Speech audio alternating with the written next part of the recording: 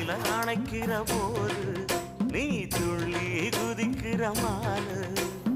ஆத்துல குளிக்கிற போது நீ ஆள கடிக்கிற மீனு உன் இடுப்பு சேல நழுவ நான் எடுத்து எடுத்து தழுவ ஏ தன்னானே